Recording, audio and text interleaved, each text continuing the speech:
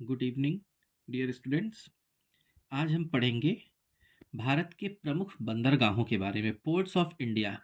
तो अगर हम भारत की बात करें तो भारत में 12 मेजर पोर्ट्स हैं। 12 जो हैं बड़े बंदरगाह भारत में पाए जाते हैं, जिनमें से हम बात करेंगे 6 हमारे पूर्वी तट पर और 6 पश्चिमी तट पर पाए जाते हैं। 6 पूर्वी तट पर और 6 पश्चिमी तट पर पाए जाते हैं। और स्टार्ट करते हैं सबसे पहले हम गुजरात में पाए जाने वाले बंदरगाह से, जो कि है हमारा कांडला। कांडला बंदरगाह भारत के गुजरात में पाया जाता है।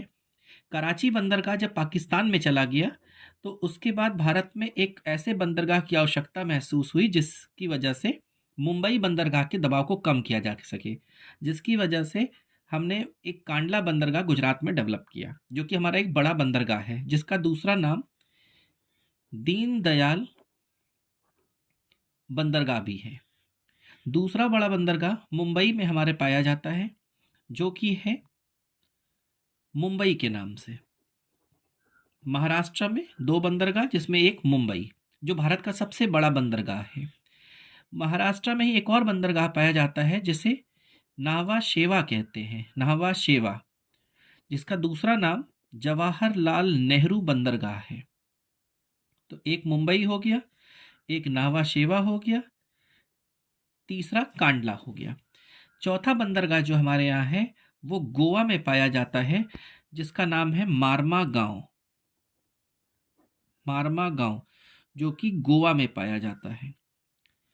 पांचवा बंदरगाह कर्नाटक में पाया जाता है, जो कि न्यू मैंगलोर, न्यू मैंगलोर कर्नाटक में। और जो हमारा छठा बंदरगाह है पश्चिमी तट का, वो है हमारा कोची।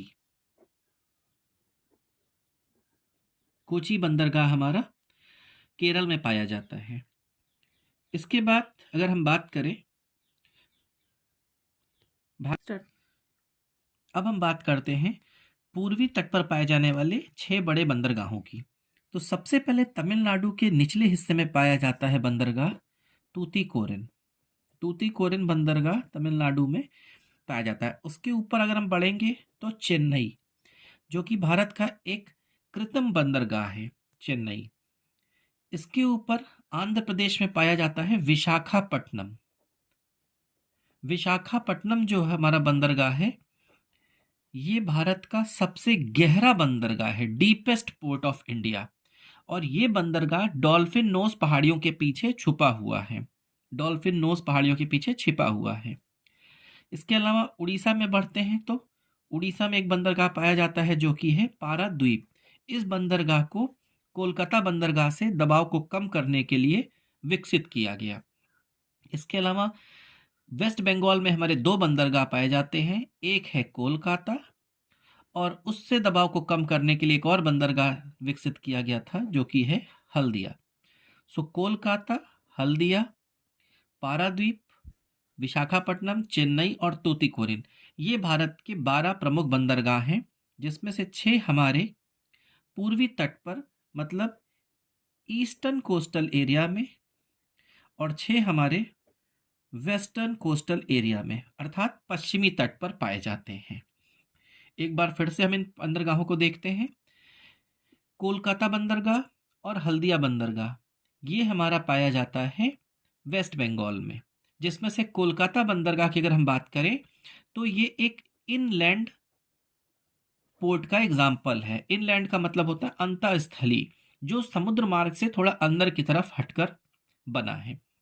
हल्दिया बंदरगाह को विकसित किया गया था कोलकाता बंदरगाह से दबाव को कम करने के लिए, और इसी क्रम में पाराद्वीप बंदरगाह को भी विकसित किया गया था। विशाखापट्टनम पोर्ट भारत का सबसे गहरा बंदरगाह है, जो कि डॉल्फिन नोज पहाड़ियों के पीछे छिपा हुआ है। इसको लैंड लॉक्ड पोर्ट भी कहते हैं। लैंड लॉक्ड से तात्पर्य है कि 3 तरफ से ये बंदरगाह जमीन से घिरा हुआ है और सिर्फ इसमें एंट्री करने का एकमात्र रास्ता है, इस वजह से इसको लैंड लॉक भी कहते हैं। चेन्नई पोर्ट जो हमारा है, ये आर्टिफिशियल पोर्ट है, पूर्वी तट पर पाया जाने वाला एक कृत्रिम बंदरगाह है। तूतीकोरिन तमिलनाडु में ही पाया जाने वाला सबसे दक्षिणतम बंदरगाह। फिर केरल में कोची बंदरगाह।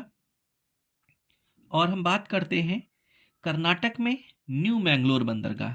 इस बंदरगाह की मदद से आयरन की सप्लाई की जाती है ईरान और यूरोपियन कंट्रीज को। इसके ऊपर आता है गोवा, और गोवा में हमारा पाया जाता है मारमा गांव बंदरगाह। और महाराष्ट्र में हमारे दो बंदरगाह, एक मुंबई जो कि सबसे बड़ा बंदरगाह है, और मुंबई को gateway of India, gateway of Indian port, Indian trade, व्यापार का मुख्य द्वार, भारतीय व्यापार का मुख्य द्वार, गेटवे ऑफ इंडियन ट्रेड भी कहा जाता है। और इस बंदरगाह से दबाव को कम करने के लिए नाहवा सेवा को डेवलप किया गया, और जिसका दूसरा नाम जवाहरलाल नेहरू है। और कांडला बंदरगाह जो कि एक टाइडल पोर्ट है, जो कि एक ज्वारीय बंदरगाह है, जिसका दूसरा नाम दीनदयाल उपाध्याय बंदरगाह है, ये गुजरात में पाया जाता है। जिस समय उच्च ज्वार आते हैं उस समय जहाज जो होते हैं बहुत आसानी से इस बंदरगाह पे पहुंच जाते हैं, और निम्न ज्वार के समय जहाज वापस चले जाते हैं। Thank you, have a nice day.